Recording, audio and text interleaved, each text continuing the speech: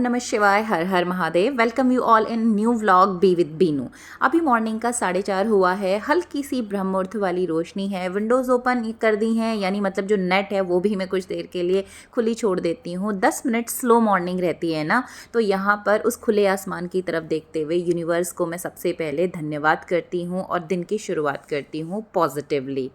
After taking shower चलते हैं kitchen की तरफ। अपनी बेसिक प्रिपरेशन मैं वहाँ पर करके आई और साथ में सोचा कि मैं मशीन चला दूं ताकि साथ साथ में ना कपड़े धुलते रहेंगे।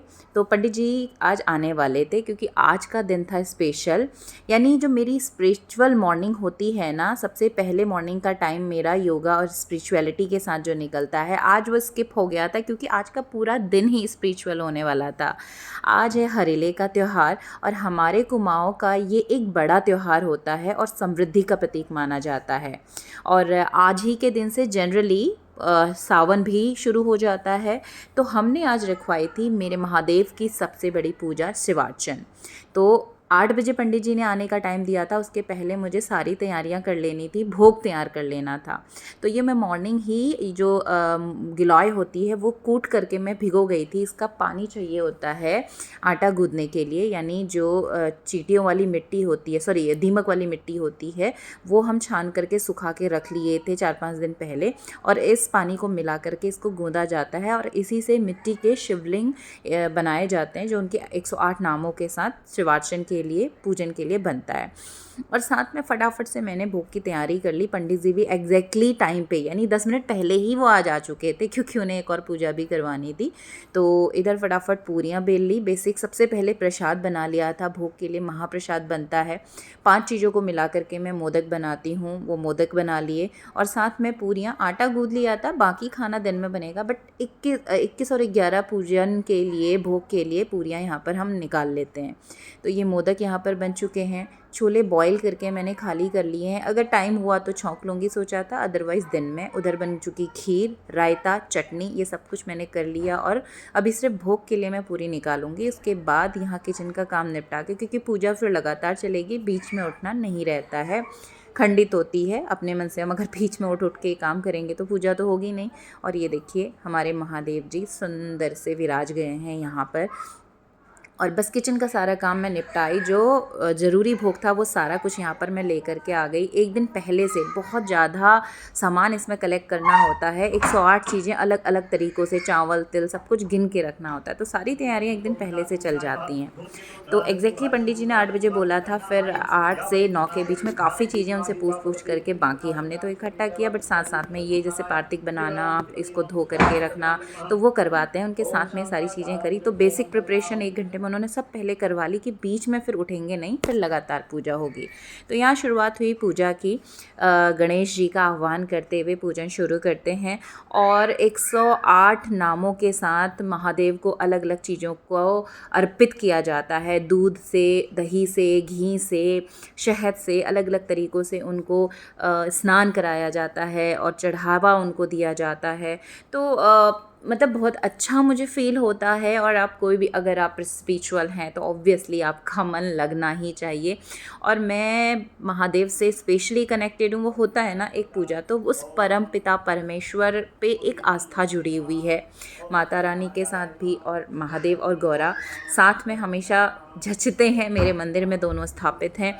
तो ये पूजन हमने यहाँ शुरू किया पंडित जी के साथ में। तो कुछ पड़ोसी थे साथ में पूजा के लिए आमंत्रित, क्योंकि अब मुझे पर्सनली लगता है कि जब हम पूजा कर रहे हैं ना, तो सिर्फ पूजा ही होनी चाहिए। हम उसमें रिलेटिव्स को या लोगों को, भीड़ को ना बुलाएं, क्योंकि उससे सिर्फ डाइवर्जन होता है और हम पूजा पे कम अटेंशन दे पाते हैं। लोग बातें कर रहे होते हैं, या फिर आपने अगर गेस्ट बुलाएं तो उनको आपको सर्व भी करना पड़ेगा, वो भी आपको डाइवर्ट करती हैं चीज़ें, फिर खाना मैनेज करना है। तो बेटर इज़ दैट आपको जब भी इस तरह से चीज़ें करनी हो तो नेक्स्ट डे हम उसको कर लें। तो जब मैंने गृह प्रवेश भी हमारा हुआ था, तो पंडित जी ने भी ये चीज़ मुझे बोली थी, तो मैंने इस चीज़ को रियलाइज़ किया कि यस। तो हमने उसमें भी फर्स्ट डे पूरा पूजा का दिन रखा, जिसमें सिर्फ फैमिली थी, हमारे घर के लोग थे। और इसके अलावा बाकी जो रिसेप्शन रखा गया हाउस वार्मिंग का, वो सेकेंड डे में प्लान किया, ताकि हम लोग भी गेस्ट को एंटरटेन कर पाएँ, क्योंकि हम लोग पूजा में तो हम भी उनसे बात नहीं कर पाते हैं। तो सेकेंड डे उस प्रोग्राम को रखा था। तो इस तरह से ये हम बस घर ही के लोग थे, बस मेरे इन-लॉज़ यानी यहाँ से मम्मी पापा और वहाँ वाले मम्मी पापा, दोनों साइड के मम्मी पापा। और पड़ोसियों को पूजा के लिए इनविटेशन था कि जल चढ़ाने के लिए हर किसी की इच्छा होती है, हर कोई नहीं करा पाता, ये काफ़ी बड़ी पूजा होती है, पूरा दिन इसमें लग जाता है। तो ये शिवार्चन किया और श्रृंगी से पानी भोलेनाथ को यहाँ पर चढ़ रहा है। और ये जो धागा है ना, रक्षा धागा श्रृंगी जोशी जी ने पकड़ा हुआ है, मैं उस पर पानी डाल रही हूँ और धागा बाहर से निकल के आता है। तो इस धागे के अंदर जितने लोग हैं उन सबको इस पानी को चढ़ाने का फल मिलता है, ये मान के इस तरह से किया जाता है। तो फिर बाद में मम्मी पापा भी आ चुके थे और प्रथम तो मतलब नॉन स्टॉप व्हील इसके पैरों में है, ये तो चलते रहते हैं। तो कभी पूजा के लिए और पूरे घर पे घूमते घूमते, ये भी ना काफ़ी वो बोलते हैं जैसा माहौल घर पे होता है बच्चे के अंदर ऑटोमेटिकली वो चीज़ें आती हैं। तो ये ओम नमः शिवाय हर हर महादेव बोलते बोलते घूमे भी जा रहा था, पूजा में भी आ रहा था, मस्ती भी चल रहा था। तो सारा चढ़ावा और वो पूजन एक 3 से 4 घंटे का जो समय है वो पूरा किया और लास्ट में होता है हवन। तो ये हवन इसके बाद यहाँ पर चल रहा था। ओम सूर्याय नमः स्वाहा, ओम सूर्याय नमः स्वाहा। जुलाई का महीना होता है तो यहाँ अच्छी खासी गर्मी रहती है क्योंकि यहाँ पर ह्यूमिडिटी बहुत हो जाती है और लास्ट दिनों बारिश के बाद तो एकदम से ये जो उमस वाली गर्मी उठी है ना, तो ऑब्वियसली गर्म तो था, लेकिन सच बताऊँ ऑनेस्टली पूरा का पूरा ध्यान पूजा में था, बिल्कुल महसूस नहीं हुआ कि गर्मी है।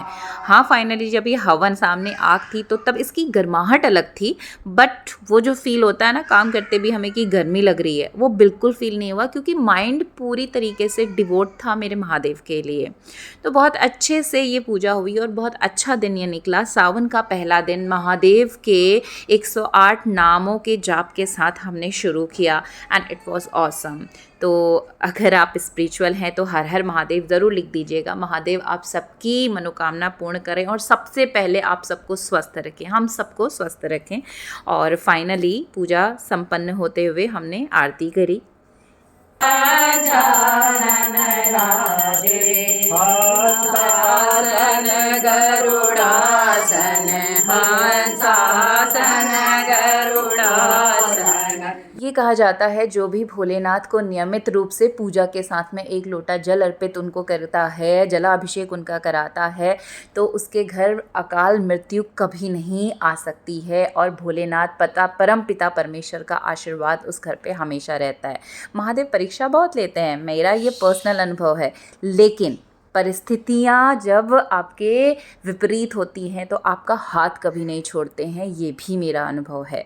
तो बोलिए हर हर महादेव ज़रूर से टाइप कर दीजिएगा। और ये था हमारा शिवार्चन जो कि बहुत अच्छे से संपन्न हुआ, साथ ही साथ बहुत पॉजिटिव फील भी हुआ। तो ये था हमारा सावन का पहला दिन मेरे महादेव के साथ में और छोटी सी शेयरिंग आप सबके साथ में। तो मिलती हूँ आपसे अगले वीडियो में, तब तक के लिए हर हर महादेव।